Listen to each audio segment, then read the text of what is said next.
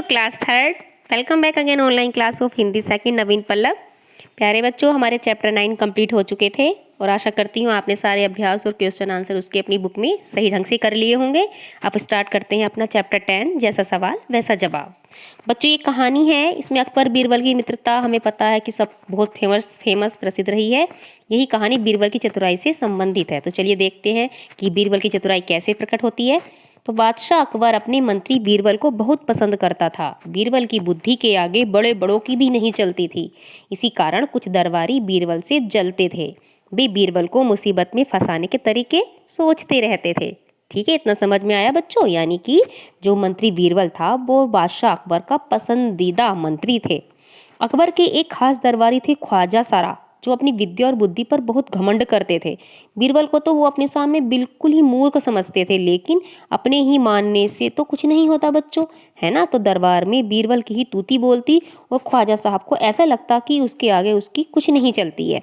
तो ख्वाजा साहब की चलती तो वो बीरबल को तो हिंदुस्तान से ही निकलवा देते, लेकिन निकलवाते कैसे? क्योंकि बीरबल तो बहुत समझदार थे। अपनी चालाकी के दम पर वो हमेशा ख्वाजा साहब को नीचा दिखाते रहते थे। तो एक दिन क्या हुआ बच्चों, ख्वाजा साहब ने सोचा कि बीरबल के सामने कुछ उसे मूर्ख साबित करने के लिए कुछ प्रश्न पूछे जाएं, है ना। उन्हें विश्वास था कि यदि बादशाह के सामने उन प्रश्नों को सुनकर बीरबल कोई जवाब नहीं देगा तो उससे क्या होगा, फिर बादशाह मान लेंगे कि बीरबल कुछ नहीं है ख्वाजा सरा के सामने। ठीक है बच्चों, तो ख्वाजा साहब अचकन पगड़ी पहनकर दाढ़ी सहलाते हुए अकबर के पास पहुंचे और सिर झुकाकर पता क्या कहते हैं, जहांपना बीरबल बड़ा बुद्धिमान बनता है ना, आप उसकी जो है लंबी चौड़ी बातों के धोखे में आ जाते हो। मैं तो चाहता हूँ कि आप मेरे 3 सवालों के जवाब पूछकर उसके दिमाग की गहराई को नाप ले, वो कितना दिमाग वाला है।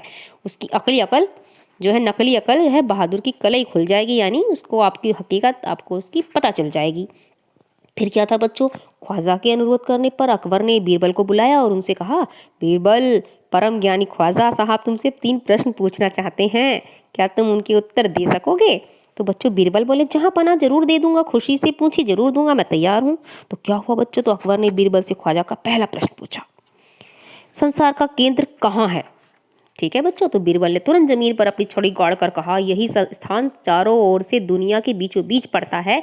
यदि ख्वाजा साहब को विश्वास ना हो तो वह फीते की सारी दुनिया नाप कर देख ले और मेरी बात को गलत साबित कर दे। अकबर ने फिर दूसरा प्रश्न पूछा, आकाश में कितने तारे हैं? तो बीरबल ने एक भेड़ को मंगवाया और कहा कि जितने बाल इस भेड़ के शरीर पर हैं उतने ही तारे आसमान में हैं। ख्वाजा साहब ने इसमें संदेह हो तो वो बालों को गिनकर देख ले, फिर तारों की संख्या से तुलना कर ले।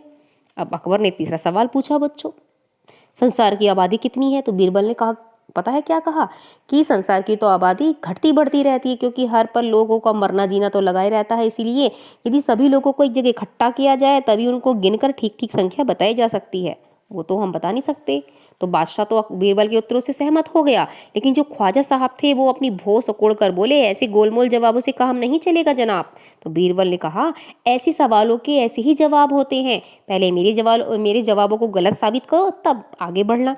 तो ख्वाजा साहब ने फिर कुछ नहीं कहा और वो चुप होकर बैठ गए। तो बच्चों, पता है आपको इस कहानी से क्या शिक्षा मिलेगी, कि बुद्धि से सभी कार्य सिद्ध हो जाते हैं। कैसी लगी आपको कहानी? उम्मीद करती हूँ बहुत अच्छी लगी होगी।